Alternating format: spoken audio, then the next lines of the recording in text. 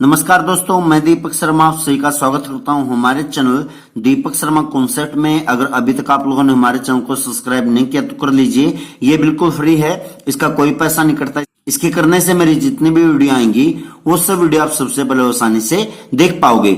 और आज हम बात करने वाले हैं साइंस और इंडिया जीके की, जो 2018 में होने वाले रेलवे ग्रुप डी के सभी एग्जाम्स के लिए बहुत ही ज्यादा मोस्ट इंपोर्टेंट है। और आज का हमारा टॉपिक है आरआरबी ग्रुप डी एग्जाम्स 2018 और ये इसका पेपर सेट नंबर 10 है। अगर अभी तक आप लोगों ने इससे पहले वाले पेपर सेट नहीं देखे हैं तो आप चैनल बॉक्स में जाकर उन सभी पार्ट को आसानी से देख सकते हो। और इस टॉपिक का पहला क्वेश्चन होगा कि कपास के लिए आदर्श मिट्टी कौन सी है।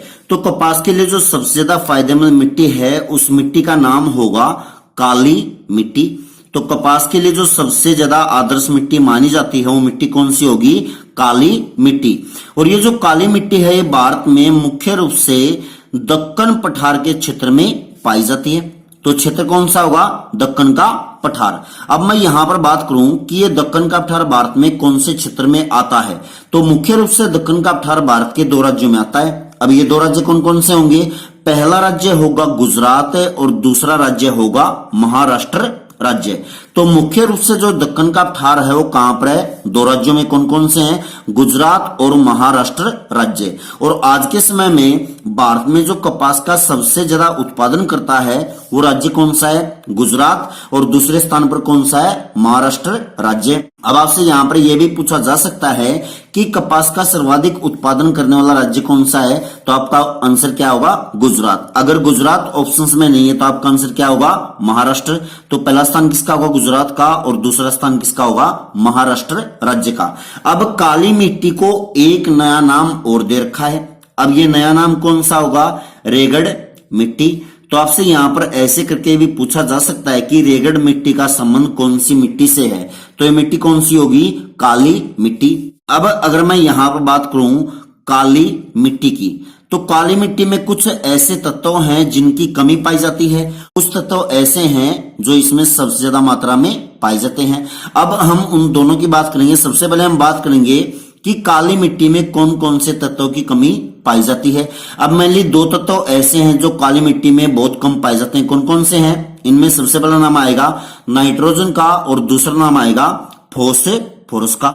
तो आपसे यहां पर यह भी क्वेश्चन पूछा जा सकता है कि काली मिट्टी में कौन कौन से तत्वों की कमी पाई जाती है। तो तत्व कौन कौन से होंगे? नाइट्रोजन और फास्फोरस। ये तत्व काली मिट्टी में सबसे कम पाए जाते हैं। अगर मैं यहां पर बात करूं कि ऐसे कौन कौन से तत्व हैं जो काली मिट्टी में सबसे ज्यादा या फिर अधिकतम मात्रा में पाए जाते हैं, तो ये 2 तत्व होंगे। कौन कौन से? लोहा और मैग्नीशियम। तो लोहा और मैग्नीशियम काली मिट्टी में सबसे ज्यादा मात्रा में पाए जाते हैं। और सबसे कम तत्व कौन से मिलेंगे? नाइट्रोजन और फास्फोरस। अब ये जो काली मिट्टी है, काली मिट्टी में मुख्य रूप से 2 फसलें होती हैं। एक का तो आपको पता चल चुका है, एक फसल कौन सी होगी? कपास। अब ये दूसरी फसल कौन सी है? बाजरा। तो काली मिट्टी में मुख्य रूप से जो फसलें पाई जाती हैं होती हैं, ये कौन कौन सी होती हैं? कपास और बाजरा।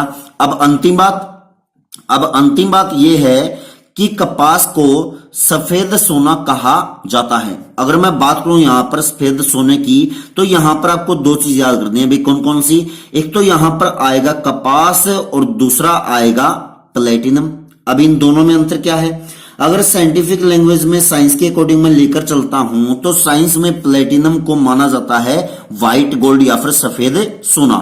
अगर ज्योग्राफिकल लैंग्वेज में बात करूं तो कपास को यहां पर सफेद सोना नाम दे रखा है। तो आपको इन दोनों चीजों का ध्यान रखना है। अगर कल को प्रश्न आता है कि सफेद सोना किसको कहा जाता है, तो ऑप्शंस में चाहे तो आएगा कपास या फिर आएगा प्लेटिनम। तो आपको इन दोनों चीजों का ध्यान रखना है। सेकंड क्वेश्चन देखिएगा कि इथेनॉल के अधिक सेवन से कौन सा अंग प्रभावित होता है। जब हमारी बॉडी में इथेनॉल की मात्रा ज्यादा हो जाती है तो इसकी ज्यादा मात्रा होने से हमारी बॉडी का यकृत पार्ट या फिर आप इसको बोल सकते हो लीवर पार्ट सबसे ज्यादा प्रभावित होता है। या फिर इथेनॉल की जगह आप बोल सकते हो शराब। तो व्यक्ति जब शराब ज्यादा मात्रा में पीता है तो व्यक्ति का यकृत पार्ट या फिर लीवर पार्ट सबसे ज्यादा प्रभावित होता है। और इसको यहां पर एक नाम और दिया जा सकता है, जिगर। तो जिगर, यकृत और लीवर तीनों पार्ट एक ही हैं। अब अगर मैं बात करूं यकृत की, तो जो यकृत है या फिर लीवर है ये हमारी बॉडी की सबसे बड़ी ग्रंथि है। The biggest gland of human body कौन सी होगी? यकृत। अगर बात करूं कितनी बड़ी, तो इसका वजन हो जाएगा लगभग 1.5 किलोग्राम। तो हमारी बॉडी की जो सबसे बड़ी ग्लैंड है वो कौन सी होगी? लीवर। इसका वजन हो जाएगा 1.5 किलोग्राम। अब जो लीवर है ये हमारी बॉडी में बहुत सारे मुख्य कार्य करता है। अब इसके कार्यों के बारे में हम बात करें, देखिएगा जब व्यक्ति ग्लूकोज लेता है तो यकृत जो पार्ट है ये ग्लूकोज को ग्लाइकोजन के रूप में संचित करता है। तो ये भी प्रश्न आपसे पूछा जा सकता है कि जो यकृत पार्ट है वो ग्लूकोज को किस रूप में संचित करता है? तो ये संचित करेगा ग्लाइकोजन के रूप में। अब उसके बाद जब बॉडी में ग्लूकोज जाएगा तो ग्लूकोज की मात्रा को नियंत्रित कौन करेगा? ये भी करेगा यकृत या फिर लीवर। तो ग्लूकोज की मात्रा को जो नियंत्रित करने का काम है ये काम किसका होगा? यकृत का। और हमारी बॉडी में जो यूरिया का निर्माण होता है तो यूरिया का निर्माण भी कौन करता है? यकृत या फिर लीवर। तो मुख्य रूप से यकृत के 3 काम हो गए। अब ये 3 काम कौन कौन से जरा दोबारा देखिएगा। ग्लूकोज को हमारी बॉडी में ग्लाइकोजन के रूप में संचित करता है कौन? यकृत या फिर लीवर। इस ग्लूकोज की मात्रा को हमारी बॉडी में नियंत्रित कौन करता है? यकृत। हमारी बॉडी में यूरिया का निर्माण कौन करता है? ये भी कौन करेगा? यकृत या फिर लीवर। और इसका अंतिम मुख्य काम बचा हुआ ये काम कौन सा होगा? जो हमारी बॉडी में ब्लड होता है उस ब्लड के टेम्परेचर को जो नियंत्रित करता है वो भी कौन करता है? यकृत या फिर लीवर। तो आपसे यहां पर हिंदी में करके दे सकता है कि रक्त के ताप का जो नियंत्रण करता है ये कौन करेगा? यकृत या फिर लीवर। तीसरा क्वेश्चन देखिएगा कि भारतीय संविधान में सरकार का संसदीय स्वरूप कहां से लिया गया है? इस क्वेश्चन का कहने का मतलब यहां पर यह है कि जो भारतीय संसद है उसका स्वरूप कहां से लिया गया है। तो भारतीय संविधान में संसद का जो प्रारूप लिया गया है ये कौन से देश से लिया गया है? ये लिया गया है ब्रिटेन से। अब मैं यहां पर आपको कई सारी बातें और बताने वाला हूं, जरा देखिएगा। अब जो हमारे देश की संसद है ये जो संसद है ये 3 पार्ट में डिवाइड है।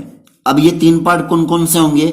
इनमें सबसे पहला आएगा राष्ट्रपति, दूसरा आएगा राज्यसभा और तीसरा आएगा लोकसभा। तो संसद जो है वो मेनली 3 चीज से मिलकर बनी है। अब ये 3 कौन कौन सी हैं? इनमें सबसे पहला नाम किसका आएगा? राष्ट्रपति का, दूसरा राज्यसभा का और तीसरा है लोकसभा का। अब संसद के साथ साथ भारत का राष्ट्रपति, भारत की राज्यसभा और भारत की लोकसभा ये भी कहां से लिए गए हैं? ब्रिटेन के संविधान से। अब कैसे? जिस तरह भारत में राष्ट्रपति है वैसे ही ब्रिटेन में क्या बनता है? राजा या फिर रानी। तो यहां पर आपसे ऐसे करके भी प्रश्न दे सकता है कि भारत का राष्ट्रपति किस देश के राजा या फिर किस देश की रानी की तरह है? तो ये देश कौन सा होगा? ब्रिटेन। अब जो राज्यसभा है ये राज्यसभा का प्रारूप भी कहां से लिया गया है? ब्रिटेन के संविधान से। मगर ब्रिटेन में राज्यसभा को राज्यसभा नहीं बोला जाता। अब ब्रिटेन में राज्यसभा को बोला जाता है हाउस ऑफ लॉर्ड्स। तो आपसे यहां पर ऐसे करके पूछ लेगा कि भारत की राज्यसभा किस देश के हाउस ऑफ लॉर्ड्स की तरह है? तो ये देश कौन सा होगा? ब्रिटेन। अब अंतिम नाम कौन सा आया? लोकसभा। अब लोकसभा को ब्रिटेन में जाना जाता है हाउस ऑफ कॉमन्स के नाम से। तो यहां पर दोबारा आपसे पूछेगा कि भारत की लोकसभा किस देश के हाउस ऑफ कॉमन्स की तरह है? तो आपका आंसर क्या होगा? ब्रिटेन। अब जो संसद है, संसद का स्वरूप है द्विसदनात्मक। अब इस द्विसदनात्मक का मतलब क्या होगा? द्विसदनात्मक का मतलब होता है 2 सदन।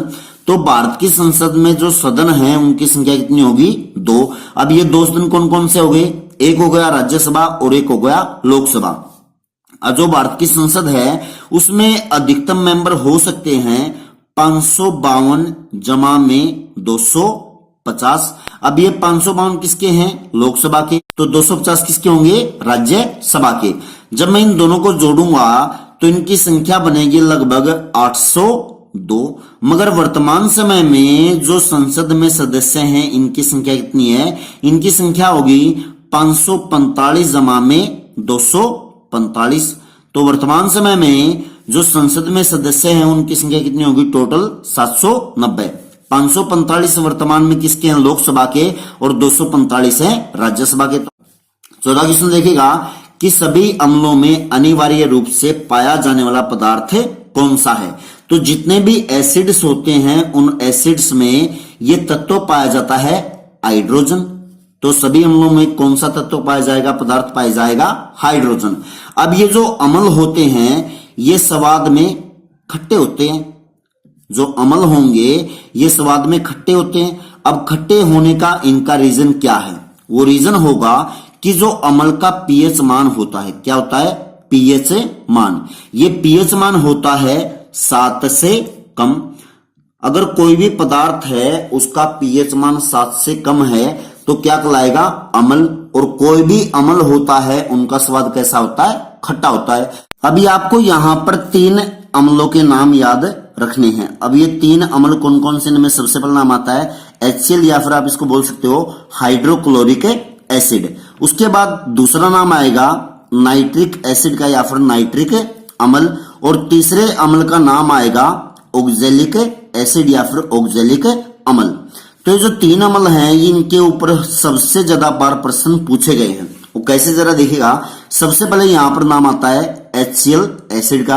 अब बहुत बार आप लोगों ने देखा होगा कि कोई भी व्यक्ति होता है, बूढ़ा व्यक्ति, वो खाना खाने के बाद गुड़ को खाता है। वो क्यों खाता है, जिससे उसका जो भोजन खाया हुआ भोजन है वो पच सके। अब उसका खाने का रीजन क्या है, क्योंकि जो गुड़ होता है, गुड़ के अंदर मुख्य रूप से कौन सा एसिड पाया जाता है, HCl एसिड। अब आप यहां पर एक नई बात बोल सकते हो कि खाना पचाने में कौन से एसिड का प्रयोग किया जाता है, तो ये एसिड कौन सा होगा, HCl। तो ये प्रश्न बहुत बार पूछा गया है कि खाना पचाने में कौन सा एसिड प्रयोग किया जाता है, तो एसिड कौन सा होगा, हाइड्रोक्लोरिक एसिड या फिर HCl एसिड। उसके बाद है नाइट्रिक एसिड। अब जो ये नाइट्रिक एसिड है इसका मेनली प्रयोग किया जाता है प्योरीफायर के रूप में, मतलब शुद्धिकरण के रूप में। अब ये शुद्धिकरण किन किन चीजों का करता है, मेनली नाइट्रिक एसिड के द्वारा 2 चीजों का शुद्धिकरण किया जाता है। और ये 2 चीज कौन कौन सी होंगी, सोना और चांदी। तो आपसे यहां पर प्रश्न पूछा जाएगा कि सोना और चांदी का शुद्धिकरण कौन से अम्ल के द्वारा या फिर कौन से एसिड के द्वारा किया जाता है, तो एसिड कौन सा होगा, नाइट्रिक एसिड। उसके बाद तीसरा एसिड आएगा ऑक्जेलिक एसिड। अब जो ऑक्जेलिक एसिड होता है इसका यूज किया जाता है कपड़ों से जंग के धब्बे हटाने के लिए। तो कपड़ों से जंग के धब्बे हटाने के लिए कौन से एसिड का प्रयोग किया जाता है, तो ये एसिड कौन सा होगा, ऑक्जेलिक एसिड। 5वां क्वेश्चन देखिएगा कि विश्व में सबसे कम वर्षा वाला क्षेत्र कौन सा है, तो ये क्षेत्र हो जाएगा सहारा क्षेत्र। तो दुनिया में जो सबसे कम बारिश होती है वो बारिश कहां पर होती है, सहारा क्षेत्र में। और ये सारा क्षेत्र कहां पर होगा, अफ्रीका महाद्वीप में। अब इस बात का तो आपको पता चल चुका है कि दुनिया में सबसे कम बारिश कहां पर होती है, अफ्रीका के सहारा क्षेत्र में। अगर मैं यहां पर बात करूं कि दुनिया में ऐसी कौन सी जगह है जहां पर सबसे ज्यादा बारिश होती है, अब यहां पर सबके दिमाग में एक ही बात आएगी और ये बात कहां की आएगी, हमारे भारत की। अब दुनिया में जो सबसे ज्यादा बारिश होती है कहां पर होती है, भारत में। अब भारत में कहां पर होती है, ये भारत में होती है मेघालय राज्य में। अब मेघालय राज्य में 2 जगह है। अब ये 2 जगह कौन कौन सी होंगी, एक है मासिनराम और दूसरा है चेरापूंजी। तो चेरापूंजी और मासिनराम जो हैं ये दोनों की दोनों जगह कहां पर हैं, भारत के मेघालय राज्य में। देखिएगा वर्तमान समय में जो दुनिया में सबसे ज्यादा बारिश होती है कहां पर होती है, मासिनराम में। मगर मासिनराम से पहले बारिश कहां पर होती थी, चेरापूंजी में। अब कई जगह बुक्स में देखोगे तो वहां पर लिखा मिलेगा चेरापूंजी, जो कि बिल्कुल गलत है। हाँ, पुरानी रिपोर्ट के अकॉर्डिंग देखा जाए तो पुराने समय में सबसे ज्यादा बारिश कहां पर होती थी, चेरापूंजी में। तो वर्तमान में जो सबसे ज्यादा बारिश होती है कहां पर होती है, मासिनराम में। और मासिनराम में लगभग 1260 सेंटीमीटर वर्षा होती है। अब ये विश्व के साथ साथ भारत का भी सबसे अधिकतम वर्षा वाला क्षेत्र बन चुका है। अगर मैं यहां पर बात करूं कि भारत में सबसे कम बारिश कहां पर होती है, अब यहां पर भी आप लोगों ने 2 जगह का नाम सुना है। अब ये 2 जगह कौन कौन सी हैं, एक है जम्मू कश्मीर और दूसरा है राजस्थान। अब ये 2 जगह ऐसी हैं भारत की जहां पर सबसे कम बारिश होती है। पहला राज्य कौन सा हुआ, जम्मू कश्मीर, दूसरा हो जाएगा राजस्थान। जम्मू कश्मीर में ये जगह हो जाएगी लेह और राजस्थान में ये जगह होगी जैसलमेर। तो इन दोनों जगह में भारत में सबसे कम बारिश होती है। अब अगर देखा जाए तो इन दोनों में सबसे कम बारिश कहां पर होती है, तो सबसे कम बारिश होती है लेह में। तो पहले स्थान पर कौन सा आएगा, लेह, और दूसरे स्थान पर आएगा जैसलमेर। अब कई बार ऐसा भी हुआ है कि आंसर जैसलमेर भी हुआ है और लेह भी हुआ है। अगर ऑप्शंस में आपको लेह मिलता तो आपका आंसर क्या होगा, लेह। अगर ऑप्शंस में लेह नहीं है तो आपका आंसर क्या होगा, जैसलमेर। तो आप इन सभी बातों का ध्यान रखिएगा। छठा क्वेश्चन देखिएगा कि आग लगने तथा फैलने की सबसे कम संभावना किस वस्त्र में होती है। तो सबसे कम संभावना होती है ये सूती वस्त्र में। तो सूती कपड़ों में सबसे कम आग लगने की संभावना होती है। अब यहां पर आपको एक चीज का और ध्यान रखना है। अब ये चीज होगी नाइट्रोजन। अब ये जो नाइट्रोजन गैस है, नाइट्रोजन गैस वस्तुओं को जलने से बचाती है। ये प्रश्न बहुत बार पूछा गया है कि ऐसी कौन सी गैस है जो वस्तुओं को जल्दी से जलने से बचाती है। तो ये गैस कौन सी हो जाएगी, नाइट्रोजन गैस। दोस्तों अगर वायुमंडल में नाइट्रोजन गैस नहीं होती तो आग पर कंट्रोल पाना मुश्किल था। तो मैं यहां पर बात कर रहा हूं कि जलने से कौन सी गैस है जो बचाती है। तो आपका आंसर क्या होगा, नाइट्रोजन। अगर वायुमंडल में नाइट्रोजन गैस नहीं होती तो आग पर कंट्रोल पाना नामुमकिन था। सातवां क्वेश्चन देखिएगा कि लोहे का सबसे प्रचुर स्रोत कौन सा है। तो इसके बारे में आपको ज्यादा कुछ याद नहीं करना, बस इतना याद रखिएगा। तो लोहे का जो सबसे प्रचुर स्रोत है वो स्रोत होगा हरी सब्जियां। तो मुख्य रूप से जो लोहा पाया जाता है वो कहां पर मिलता है, हरी सब्जियों में। आठवां क्वेश्चन देखिएगा कि पूना समझौता का संबंध किससे है। तो पूना समझौता जो हुआ था वो हुआ था निचली जातियों के लिए, जो बैकवर्ड क्लास हैं उनके लिए ये समझौता किया गया। अब ये किसके लिए किया गया, निचली जातियों के प्रतिनिधित्व के लिए। तो मेनली जो पूना समझौता किया गया था वो किसके लिए किया गया था, नीची जातियों के प्रतिनिधित्व के लिए। अब ये जो पूना समझौता है ये कब हुआ, किसके साथ हुआ, इसके ऊपर हम बात करेंगे। देखिएगा ये बात है 24 सितंबर 1932 की। तो 24 सितंबर 1932 को ये समझौता हुआ। अब ये समझौता जो हुआ था ये दो लोगों के बीच हुआ। अब ये दो लोग कौन कौन से थे, एक थे भीमराव अंबेडकर और दूसरे थे महात्मा गांधी। तो 24 सितंबर 1932 को पूना समझौता किन किन के बीच हुआ, अंबेडकर और महात्मा गांधी के बीच। अब इसका नाम पूना समझौता क्यों पड़ा, देखिएगा ये समझौता जो हुआ था ये कहां पर हुआ था, पूना में। अब पूना में एक बहुत बड़ी जेल है, इस जेल का नाम है यरवदा जेल। तो ये जो समझौता किया गया था पूना समझौता, ये कहां पर किया गया था, पूना की यरवदा जेल में। और इसी वजह से इसका नाम क्या पड़ा, पूना समझौता, जो कब हुआ था 24 सितंबर 1932 को किनके बीच, अंबेडकर और महात्मा गांधी के बीच। नौवां क्वेश्चन देखिएगा कि सोने का शुद्ध रूप कितने कैरेट का होता है। तो इसके बारे में तो आप सब जानते हैं कि जो सोना सबसे प्योर होता है वो कितने कैरेट का होता है, 24 कैरेट का। मगर 24 कैरेट के जो आभूषण होते हैं वो हम नहीं पहन सकते। तो हम कितने कैरेट के आभूषण पहनते हैं, तो मेनली जो आभूषण होते हैं सबसे प्योर जो होते हैं वो कितने कैरेट के होते हैं, 22 कैरेट के। अब इन दोनों में डिफरेंस कितना हो गया, 2 कैरेट का। अब ये 2 कैरेट आभूषण में क्या मिलाया जाता है, तो ये 2 कैरेट मिलाया जाता है चांदी या फिर तांबा।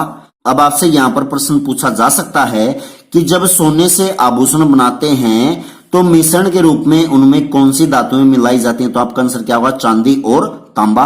और एक बार यह प्रश्न पूछा गया था कि 22 कैरेट सोने में कितने प्रतिशत सोना होता है। अब इसका आंसर आपका क्या होगा, बहुत सिंपल है। अभी हम मान लेते हैं कि 24 कैरेट जो सोना है वो बिल्कुल 100% सोना है। तो 100% जो सोना होता है कितने कैरेट में होता है, 24 कैरेट में। और अभी हमें निकालना किसका है, 22 कैरेट का। तो हम बहुत सिंपल तरीके से ऐसे निकाल सकते हैं। तो यहां पर जब इसको हम सोल्व करेंगे तो क्या आएगा, 75%। तो जो 22 कैरेट सोना होता है इसमें कितने प्रतिशत सोना पाया जाता है, तो आपका आंसर क्या होगा, 75% सोना। 10वां क्वेश्चन देखिएगा कि विश्व में मीठे पानी की सबसे बड़ी झील कौन सी है। तो ये झील हो जाएगी सुपीरियर झील। तो सुपीरियर झील जो है वो दुनिया की सबसे मीठे पानी वह ताजे पानी की सबसे बड़ी झील है। अभी आपको यहाँ पर 4 से 5 झीलें हैं, उनके बारे में आपको पढ़ना है। तो सबसे पहले यहाँ पर नाम आता है कैस्पियन सागर का। अब ये जो कैस्पियन सागर है ये एक झील है। उसके बाद नाम आएगा बैकाल झील का। तो पहले तो कौन सी होगी, कैस्पियन सागर, दूसरी होगी बैकाल झील। उसके बाद नाम आएगा मैनीटू झील। तो तीसरी कौन सी है, मैनीटू। उसके बाद नाम आता है टीटीकाका झील का। तो अभी हम बात करेंगे 5 झीलों के ऊपर। पहले तो कौन सी होगी, सुपीरियर झील। अब ये जो सुपीरियर झील है ये दुनिया की सबसे मीठे पानी व ताजे पानी की सबसे बड़ी झील है। अब बात यहां पर आती है कि झील कहां पर होगी, तो ये होगी अमेरिका देश में। तो सुपीरियर झील जो है वो कहां पर है, अमेरिका में। उसके बाद नाम आता है कैस्पियन सागर का। अब ये जो कैस्पियन सागर है ये दुनिया की सबसे बड़ी झील है। अगली बार क्या पता आपसे पूछ लिया जाए कि दुनिया की सबसे बड़ी झील कौन सी है, तो आपका आंसर क्या होगा, कैस्पियन सागर। और ये कहां पर होगी, ये हो जाएगी रूस में। उसके बाद है बैकाल झील। अब ये जो बैकाल झील है ये दुनिया की सबसे गहरी झील है और ये भी कहां पर होगी, ये भी हो जाएगी रूस में। उसके बाद है मैनीटू झील। अब ये जो मैनीटू झील है ये है झील के अंदर झील। तो दुनिया की ऐसी कौन सी झील है जिसके अंदर झील के अंदर झील है, तो ये झील कौन सी होगी, मैनीटू। और ये मैनीटू जो झील है ये कौन से देश में, ये देश हो जाएगा कनाडा देश। उसके बाद है टीटीकाका झील। अब ये दुनिया की सबसे ऊंचाई पर स्थित झील है। तो दुनिया में सबसे ज्यादा ऊंचाई पर कौन सी झील है, टीटीकाका।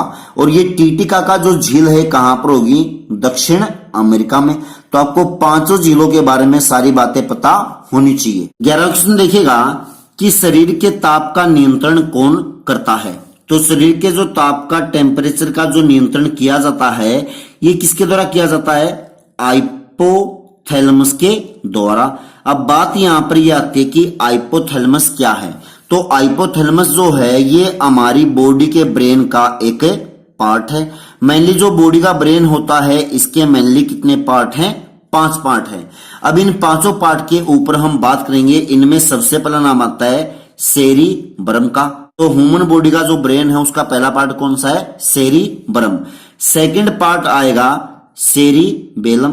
तो पहला तो कौन सा हो गया, सेरिब्रम। दूसरा हो जाएगा सेरिबेलम। तीसरा है थैलमस, तीसरा हो गया थैलमस। चौथा होगा, दोबारा आएगा हाइपोथैलेमस। और अंतिम नाम आएगा मेडुला ओब्लांटा का।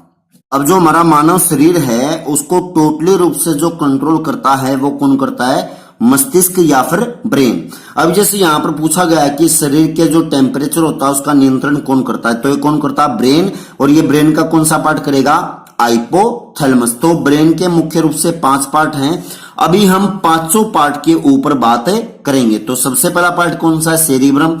अब ये जो सेरिब्रम है ये ब्रेन का सबसे डेवलप पार्ट माना जाता है। तो मस्तिष्क का जो सबसे विकसित भाग है वो भाग कौन सा होगा, सेरिब्रम। अब ये कैसे कैसे हुआ देखिएगा। जो हमारी बॉडी की बुद्धिमत्ता है तो बुद्धिमत्ता भी कौन से पार्ट में आती है, सेरिब्रम में। उसके बाद स्मृति जो है, याद है, ये भी किस में आती है, सेरिब्रम में। उसके बाद इच्छा शक्ति, ये इच्छा शक्ति भी ब्रेन के कौन से पार्ट में आती है, सेरिब्रम में। अब बचा अंतिम चिंतन का केंद्र। तो चिंतन का केंद्र भी, ये भी किसको माना जाता है, सेरिब्रम को। तो सेरिब्रम जो है वो ब्रेन का सबसे डेवलप पार्ट है। वो कैसे, बुद्धिमत्ता का केंद्र, स्मृति का केंद्र, इच्छा शक्ति का केंद्र और चिंतन का केंद्र ब्रेन का कौन सा पार्ट है, तो आपका आंसर क्या होगा, सेरिब्रम। अब इनमें से कोई भी बात आपसे पूछी जा सकती है कि बुद्धिमत्ता केंद्र कौन सा होगा, तो आपका आंसर क्या होगा, सेरिब्रम। उसके बाद आएगा सेरिबेलम। अब ये जो सेरिबेलम है ये हमारी बॉडी का संतुलन करता है। तो शरीर का संतुलन जो किया जाता है वो ब्रेन के कौन से पार्ट के द्वारा किया जाता है, तो ये ब्रेन का पार्ट कौन सा होगा, सेरिबेलम। उसके बाद है थैलमस। अब ये जो थैलमस होता है ये हमारी बॉडी में दर्द का पता किससे चलता है, थैलमस से। उसके बाद कोई चीज गर्म है या फिर ठंडी है, इनको पहचानने की क्षमता किसके पास है, थैलमस के पास। तो 3 चीज आएंगी थैलमस में, कौन कौन सी, दर्द को पहचानने की क्षमता, गर्म को पहचानने की क्षमता और ठंडे को पहचानने की क्षमता किसमें है? ब्रेन के थैलेमस पार्ट में। उसके बाद है हाइपोथैलेमस। अभी थोड़ी देर पहले आपने पढ़ा था कि शरीर के ताप का जो नियंत्रण करता है कौन करता है? हाइपोथैलेमस। अब इसके साथ साथ भूख का पता भी कहां से चलता है? हाइपोथैलेमस से। प्यास का पता भी कहां से चलता है? हाइपोथैलेमस से। और जो प्यार होता है, प्यार और गुस्से का भी पता कहां से चलता है? हाइपोथैलेमस से, या फिर आप यहां पर बोल सकते हो घृणा। तो हाइपोथैलेमस मेनली 5 काम करता है। ये 5 कौन कौन से हैं? शरीर के ताप का नियंत्रण करता है, भूख का पता चलता है कहां से? हाइपोथैलेमस से। प्यास का पता चलता है हाइपोथैलेमस से। प्यार, गुस्सा या फिर घृणा, इनका भी पता कहां से चलता है? हाइपोथैलेमस से। अब अंतिम बचा मेडुला ओब्लंगटा। अब ये जो हमारे ब्रेन का जो सबसे पीछे वाला हिस्सा होता है, हम बोलते हैं छोटा दिमाग है। ये छोटा दिमाग कौन सा होता है? मेडुला ओब्लंगटा। तो ब्रेन का जो सबसे पीछे वाला हिस्सा है वो कौन सा होगा? मेडुला ओब्लंगटा। या फिर आपसे ये भी पूछा जा सकता है कि छोटा दिमाग कौन से हिस्सों को बोला जाता है? तो ये हिस्सा कौन सा होगा? मेडुला ओब्लंगटा। अब देखिएगा ये कौन कौन से काम करता है। अब बॉडी का जो ब्लड प्रेशर होता है ये भी कंट्रोल किससे होता है? मेडुला ओब्लंगटा से। अब इसके साथ साथ जो हमारे हार्ट बीट होती है, हृदय की धड़कन होती है, ये भी कंट्रोल की जाती है किसके द्वारा? मेडुला ओब्लंगटा के द्वारा। तो आपसे यहां पर ऐसे पूछा जा सकता है कि ब्लड प्रेशर या फिर रक्तदाब का नियंत्रण कौन करता है? मेडुला ओब्लंगटा। हृदय की धड़कन का नियंत्रण कौन करता है? ये भी कौन करेगा? मेडुला ओब्लंगटा। और अंतिम बचा श्वसन का नियंत्रण। तो श्वसन का नियंत्रण भी कौन करता है? मेडुला ओब्लंगटा। तो हमारी बॉडी को टोटली कंट्रोल कौन करता है? ब्रेन। और ये ब्रेन के कितने पार्ट करेंगे? 5 पार्ट। तो आपको 5 पार्ट अच्छी तरह से क्लियर मैंने करवा दिए हैं। अगर इनके ऊपर कोई भी प्रश्न आएगा तो इनसे बाहर बिल्कुल भी नहीं आएगा। 12वां क्वेश्चन देखिएगा कि 1857 के विद्रोह को स्वतंत्रता का प्रथम भारतीय संग्राम किसने कहा? तो ये इतिहासकार थे वीडी सावरकर। तो वीडी सावरकर ने 1857 के विद्रोह को स्वतंत्रता का प्रथम भारतीय संग्राम कहा। अब बहुत सारे इतिहासकार और भी रहे हैं जिन्होंने 1857 के विद्रोह को अलग अलग से नाम दिए हैं, और उन सभी इतिहासकारों के ऊपर हम बात करेंगे। तो जरा देखिएगा वो इतिहासकार कौन कौन से हैं। अब इनमें सबसे पहला नाम आता है डिज़रायली का। अब डिज़रायली ने 1857 के विद्रोह को राष्ट्रीय विद्रोह का नाम दिया। तो आपसे यहां पर यह पूछा जा सकता है कि 1857 के विद्रोह को राष्ट्रीय विद्रोह का नाम किसके द्वारा दिया गया? तो इतिहासकार कौन होंगे? डिज़रायली। उसके बाद है टी.आर. होम्स। अब टी.आर. होम्स ने 1857 के विद्रोह को बर्बरता और सभ्यता के बीच युद्ध का नाम दिया। तो ऐसे कौन से इतिहासकार हैं जिन्होंने 1857 के विद्रोह को बर्बरता और सभ्यता के बीच के युद्ध का नाम दिया? तो ये इतिहासकार कौन होंगे? टी.आर. होम्स। उसके बाद तीसरा नाम आता है जॉन लॉरेंस और सिले का।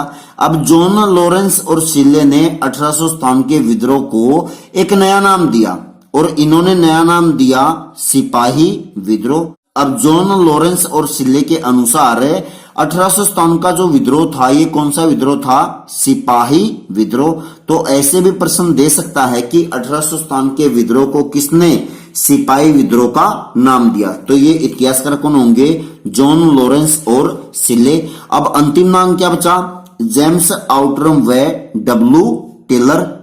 अब इन्होंने 1857 के विद्रोह को अंग्रेजों के विरुद्ध हिंदू मुस्लिम षड्यंत्र का नाम दिया। अब आपसे यहां पर प्रश्न पूछा जा सकता है कि 1857 के विद्रोह को अंग्रेजों के विरुद्ध हिंदू मुस्लिम षड्यंत्र का नाम किसके द्वारा दिया गया? तो ये इतिहासकार कौन होंगे? जेम्स आउटरम व डब्ल्यू टेलर। 13वां क्वेश्चन देखिएगा कि लाल अस्थि मज्जा में किसका निर्माण होता है? तो लाल अस्थि मज्जा में मुख्य रूप से आरबीसी का निर्माण होता है। अब आरबीसी को हम क्या बोल सकते हैं? Red blood corpuscles. अब हम यहाँ पर और भी बहुत सारी बातें करेंगे। देखिएगा जो हमारी बॉडी में ब्लड होता है, रक्त होता है, उसको हम 2 पार्ट में डिवाइड कर सकते हैं। अब ये 2 पार्ट कौन कौन से होंगे? इनमें सबसे पहला नाम आएगा प्लाज्मा का। तो पहला नाम किसका हो गया? प्लाज्मा का। और दूसरा नाम आएगा रुद्धि राणु। अब रुद्धि राणु को आप इंग्लिश में बोलना चाहो तो इसको बोल सकते हो कार्पुसल्स। अब रक्त का जो 60% हिस्सा होता है वो 60% हिस्सा किसमें आता है? प्लाज्मा में। अब बचा कितना? 40%। अब 40% जो ब्लड का हिस्सा होता है वो किसमें आता है? कार्पुसल्स में या फिर रुद्धि राणु। अब आपसे ऐसे भी प्रश्न पूछा जा सकता है कि रक्त का 60% हिस्सा किसमें आता है? प्लाज्मा में, और 40% हिस्सा किसमें आएगा? रुद्धि राणु में। अब हम बात करेंगे केवल रुद्धि राणु के ऊपर।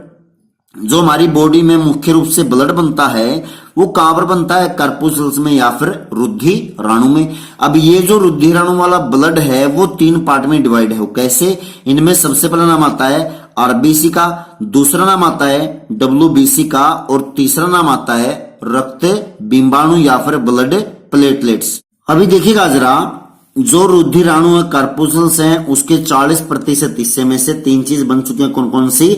आरबीसी, डब्ल्यूबीसी, ब्लड प्लेटलेट्स या फिर रक्त बिंबाणु।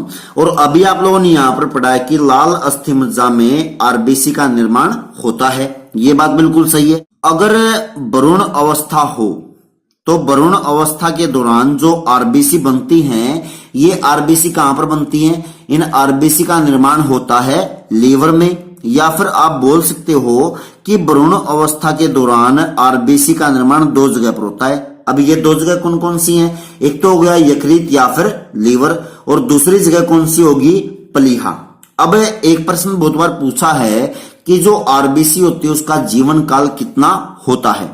तो आरबीसी का जो जीवन काल होता है, ये जीवन काल होता है लगभग 20 दिन से 120 दिन तक।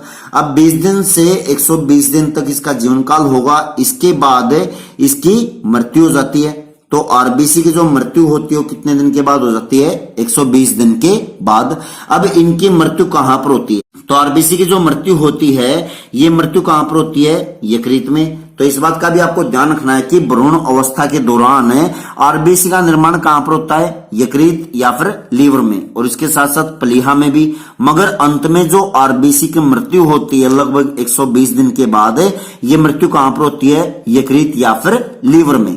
अब सेम टू सेम यही बात है किसमें आएंगी? डब्ल्यूबीसी में या फिर व्हाइट ब्लड कॉर्पुसल्स में। अब सबसे पहले हम बात करेंगे कि डब्ल्यूबीसी का जन्म कहां कहां पर होता है। तो जो डब्ल्यूबीसी होती है इसका जन्म मेनली 3 जगह पर होता है। अब ये 3 जगह कहां कहां पर होता है? इनका जन्म होता है अस्थि मज्जा या फिर आप इसको बोल सकते हो बोन मैरो।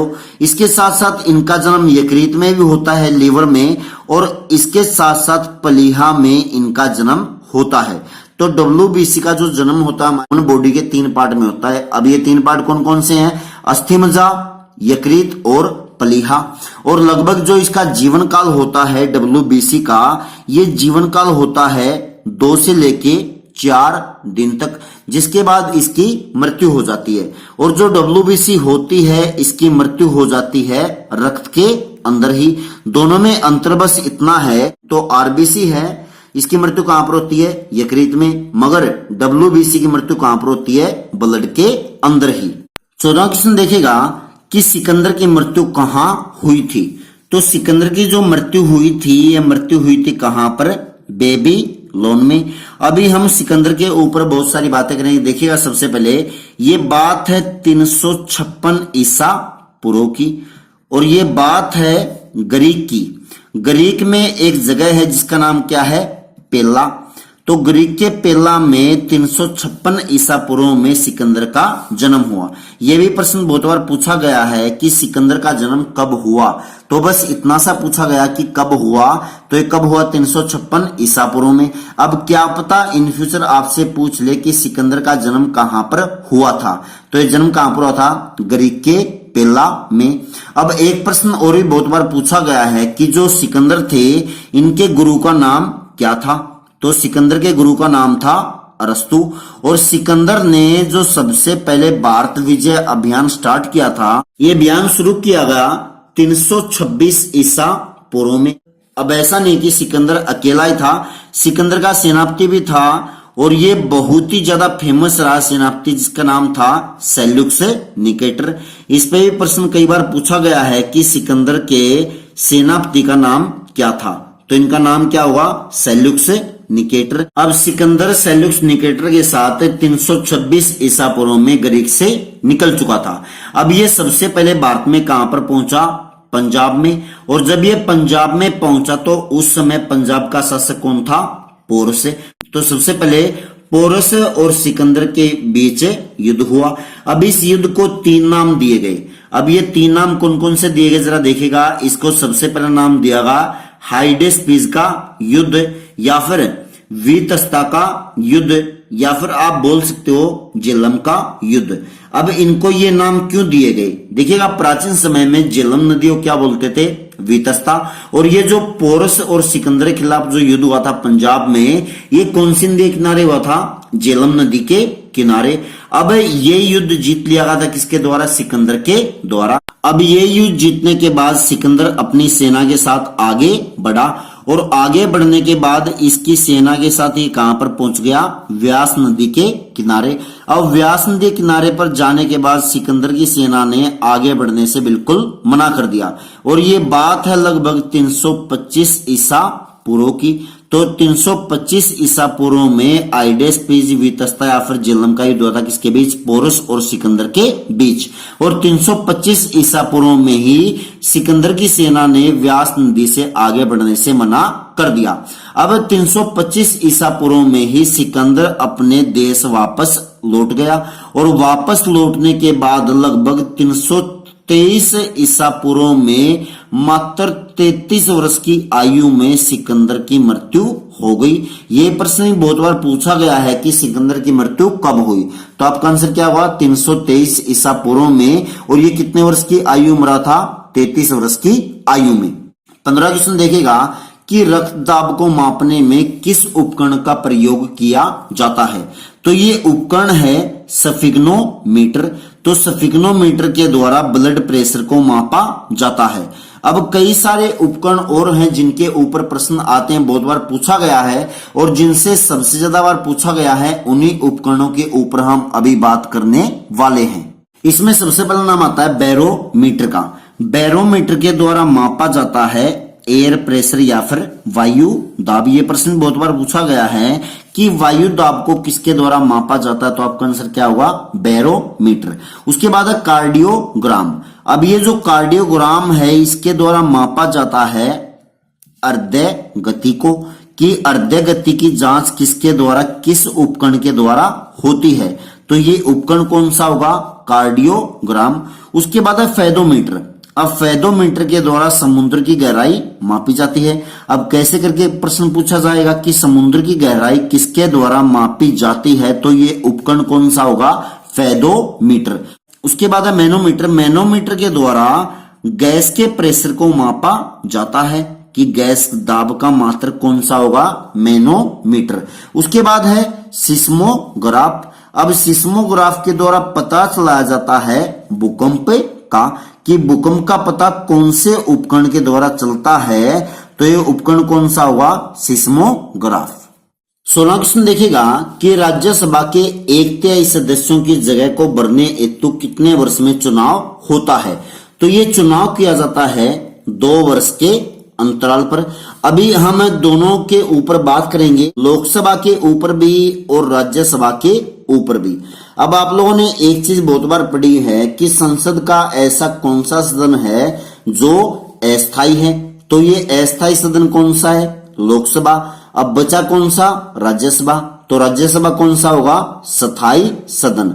अभी हम बात करेंगे कि लोकसभा को अस्थायी और राज्यसभा को स्थायी सदन क्यों कहा जाता है। देखिएगा, जो लोकसभा है इसका कार्यकाल होता है 5 वर्ष का, और जो राज्यसभा है इसका कार्यकाल होता है 6 वर्ष का। अब 5 वर्ष के बाद लोकसभा को भंग कर दिया जाता है, मगर 6 वर्ष के बाद जो राज्यसभा है इसको भंग नहीं किया जा सकता, क्योंकि प्रत्येक 2 वर्ष में राज्यसभा के 1/3 सदस्यों का चुनाव होता है। अभी हम बात करें कि इनके चुनाव कैसे होते हैं। तो जो लोकसभा है इसके चुनाव होते हैं 5 वर्ष में आम जनता के द्वारा। तो लोकसभा का जो चुनाव होता है कितने साल में होता है? 5 वर्ष में। और ये चुनाव किसके द्वारा होगा? आम जनता के द्वारा। मगर जो राज्यसभा है इसके चुनाव प्रत्येक 2 वर्ष में होते हैं और इसके चुनाव जो किए जाते हैं किसके द्वारा किए जाते हैं? राज्य परिषद के द्वारा। अब ये राज्य परिषद कौन सी होगी? राज्य परिषद में मेनली 2 सदन आएंगे। वो कौन कौन से? एक हो जाएगा विधानसभा और दूसरा हो जाएगा राज्य के विधान परिषद। अब ये जो राज्यसभा के सदस्य चुनाव होता है इस चुनाव में राज्य के विधानसभा और राज्य के विधान परिषद के सदस्य भाग लेते हैं। तो आपको इन सभी बातों का ध्यान रखना है। 17वां क्वेश्चन देखिएगा कि कशेरुक दंड में कितनी हड्डियां होती हैं? तो इसके अंदर हड्डियां पाई जाती हैं 33। अभी आप लोगों ने बहुत बार पढ़ा है कि जो मनुष्य होता है मनुष्य में हड्डियों की कुल संख्या कितनी होती है? अब ये हड्डियों की संख्या कितनी होती है? 206। और ये जो 206 हड्डियां होती हैं कौन से व्यक्ति में होती है? वयस्क व्यक्ति के अंदर। अगर मैं यहां पर बात करूं कि जन्म के समय बच्चे में कितनी हड्डियां पाई जाती हैं, तो जन्म के समय बच्चे के अंदर जो हड्डियां होती हैं वो हड्डियां कितनी होती है? 306। अब बच्चे में हड्डियां ज्यादा होती हैं मगर वयस्क व्यक्ति में हड्डियों की संख्या कम होती है। अब जन्म से लेके वयस्क आयु तक हमारी बॉडी में एक हड्डी ऐसी है जो वैसे की वैसी ही रहती है, मतलब जन्म के समय वो हड्डी पूरी होती है और ये हड्डी होती है कान की हड्डी। तो आपको इस बात का ध्यान रखना है कि जन्म के समय ऐसी कौन सी हड्डी होती है जो आगे तक पूरी की पूरी रहती है, तो ये हड्डी कौन सी होगी? कान की हड्डी। अब आपसे यहाँ पर 3 बातें और पूछी जा सकती हैं। कौन कौन सी? जरा देखिएगा। सबसे पहले आपसे पूछा जाएगा कि कान के अंदर कितनी हड्डियां पाई जाती हैं? तो कान के अंदर मुख्य रूप से कितनी हड्डियां होती हैं? 6। उसके बाद आपसे पूछा जाएगा कि खोपड़ी के अंदर कितनी हड्डियां पाई जाती हैं? तो खोपड़ी के अंदर जो हड्डियां पाई जाती हैं उनकी संख्या कितनी है? 29। उसके बाद है मुंह, कि मुंह में हड्डियां कितनी पाई जाती हैं? तो मुंह जो होता है उसमें हड्डियों की संख्या होती है 14। अब आपको यहां पर एक चीज का और ध्यान रखना है। देखिएगा, जो हमारा शरीर है, शरीर का वजन हम मान लेते हैं पूरा 100%। अब ये 100% वजन में से लगभग 14% वजन जो है वो किसके बराबर है? हमारी हड्डियों के बराबर। ये प्रश्न अभी तक तो नहीं पूछा गया है मगर इन फ्यूचर आपसे पूछ सकता है कि शरीर का कितना प्रतिशत वजन जो है वो हड्डियों का है, तो आपका आंसर क्या होगा? 14%। अब कई सारी बातें और यहाँ पर जरा देखिएगा। अब जो वयस्क व्यक्ति की 206 हड्डियां होती हैं इनका लगभग 50% हड्डियां जो होती हैं कहां पर पाई जाती हैं? हाथ और पैरों में। तो ह्यूमन बॉडी की जो 50% हड्डियां हैं वो कहां पर मिलती हैं? हाथ और पैरों के अंदर। दोस्तों, हमारी बॉडी में एक ऐसी हड्डी है जिसमें कोई भी जोड़ नहीं मिलता। तो हमारी बॉडी में ऐसी कौन सी हड्डी है जिसके अंदर कोई भी जोड़ नहीं मिलता? अब ये हड्डी हो जाएगी गले की हड्डी। अब इसके बारे में भी आपसे पूछा जा सकता है कि हमारी बॉडी की ऐसी कौन सी हड्डी है जिसमें कोई जोड़ नहीं पाया जाता, तो ये हड्डी कौन से हो जाएगी? गले की हड्डी। अब हम यहाँ पर 2 हड्डियों के बारे में बात और करेंगे। अब ये 2 हड्डी कौन कौन सी जरा देखेगा। इनमें सबसे पहला नाम आता है स्टेपिस हड्डी का, उसके बाद आएगा फीमर हड्डी। ये जो स्टेपिस हड्डी है ये कहां पर पाई जाती है? ये पाई जाती है कान के अंदर। और जो दूसरी हड्डी है ये कौन सी है? फीमर हड्डी, ये पाई जाती है जांघ के अंदर। अब ये जो स्टेपिस हड्डी है ये हमारी ह्यूमन बॉडी की सबसे छोटी हड्डी है। अगर ह्यूमन बॉडी की सबसे छोटी हड्डी स्टेपिस है तो ह्यूमन बॉडी की सबसे बड़ी हड्डी कौन सी हो जाएगी? फीमर हड्डी। 18वां क्वेश्चन देखिएगा, संसद के दोनों सदनों की संयुक्त बैठक की अध्यक्षता कौन करता है? तो जब दोनों सदनों राज्यसभा और लोकसभा की जब दोनों की एक साथ बैठक होगी तो इनकी अध्यक्षता कौन करेगा? इनकी अध्यक्षता की जाएगी लोकसभा के अध्यक्ष के द्वारा। तो संसद के दोनों सदनों की जो संयुक्त बैठक की अध्यक्षता करता है ये कौन करता है? लोकसभा का अध्यक्ष। अब भारतीय संविधान के अनुच्छेद नंबर 108 में प्रावधान दिया गया किसका? संसद की संयुक्त बैठक का। मगर जो लोकसभा का अध्यक्ष है ये संविधान के अनुच्छेद नंबर 118 के तहत संसद के दोनों सदनों की संयुक्त बैठक की अध्यक्षता करता है। अब बात यहाँ पर यह आती है कि संसद की संयुक्त बैठक क्यों होती है। अभी हम इसी के ऊपर बात करेंगे। अभी मान के चलिए कोई विधेयक है, कोई बिल है और इसको पारित किया जा रहा है। अब सबसे पहले ये विधेयक कहां पर गया? लोकसभा में। अब लोकसभा में इस विधेयक को पास कर दिया गया। अब लोकसभा के बाद ये कहां पर जाएगा? लोकसभा के बाद ये विधेयक जाएगा राज्यसभा में, मगर राज्यसभा ने इस विधेयक को पास नहीं किया। अब जब राज्यसभा इस विधेयक को पास नहीं करेगी तो भारत का राष्ट्रपति संसद की संयुक्त बैठक को बुलाएगा। अब यहाँ पर एक नई बात आई है, संसद की संयुक्त बैठक को किसके द्वारा बुलाया जाता है? तो बुलाने का काम किसका है? भारत के राष्ट्रपति का। और अध्यक्षता करने का काम किसका है? लोकसभा के अध्यक्ष का। अब बात यहाँ पर यह आती है कि अब तक कितनी संयुक्त बैठकें हो चुकी हैं? तो अब तक भारतीय संसद में 3 संयुक्त बैठकें हो चुकी हैं। अब ये बैठक कब कब हुई है? अब ये बैठक सबसे पहले कब हुई थी? 1961 में, दूसरी बार हुई थी 1978 में और तीसरी बार हुई थी 2002 में। ये प्रश्न भी एक बार पूछा गया था कि अब तक संसद की कितनी संयुक्त बैठक आयोजित की जा चुकी हैं। तो ये बैठकें कितनी होंगी? 3। 19वां क्वेश्चन देखिएगा कि फलीदार पौधों की जड़ में कौन सा बैक्टीरिया पाया जाता है? तो इनके अंदर जो बैक्टीरिया पाया जाता है इसका नाम क्या होगा? राइजोबियम। तो इसके बारे में आपको ज्यादा डीपली नहीं पढ़ना, बस इस बात का इतना ध्यान रखिएगा कि फलीदार पौधों की जड़ में कौन सा बैक्टीरिया पाया जाता है। तो इस बैक्टीरिया का नाम क्या होगा? राइजोबियम। 20वां क्वेश्चन देखिएगा कि सुंग वंश की स्थापना किसने की? तो सुंग वंश की जो स्थापना की गई थी किसके द्वारा की गई थी? पुष्यमित्र सुंग के द्वारा। अब ये जो पुष्यमित्र सुंग था ये एक ब्राह्मण जाति का राजा था। तो ये कौन था? ब्राह्मण जाति का राज्य। और भारत में जो सबसे पहले ब्राह्मण साम्राज्य की स्थापना की गई थी वो किसके द्वारा की गई थी? पुष्यमित्र सुंग के द्वारा। अब आपसे यहाँ पर ऐसे करके भी दे सकता है कि भारत में सबसे पहली बार ब्राह्मण साम्राज्य की स्थापना किसके द्वारा की गई? तो ये राजा कौन होगा? पुष्यमित्र सुंग के द्वारा। या फिर प्रश्न ऐसे भी आपसे पूछा जा सकता है कि भारत में कौन सा वंश है जो सबसे पहले ब्राह्मण साम्राज्य के रूप में बसाया गया? तो ये वंश कौन सा हो जाएगा? सुंग वंश। अब सबसे पहले पुष्यमित्र सुंग ने राजा बनते ही सबसे पहले इसने अपनी राजधानी को बसाया। और सबसे पहले जो पुष्यमित्र सुंग के द्वारा राजधानी बनाई गई थी, अब ये राजधानी बनाया किसको? विदिशा को। और विदिशा को राजधानी बनाते ही इसने एक बहुत बड़े स्तूप का निर्माण करवाया। और इसके ऊपर बहुत बार प्रश्न आ चुका है कि बरहुत स्तूप का निर्माण कौन से राजा के द्वारा करवाया गया? तो बरहुत स्तूप जो था वो किसके द्वारा बनाया गया था? पुष्यमित्र सुंग के द्वारा। तो दोस्तों ये था आज का साइंस और इंडिया जीके का टॉपिक। मुझे पूरा विश्वास है कि आपको मेरी वीडियो पसंद आई होगी।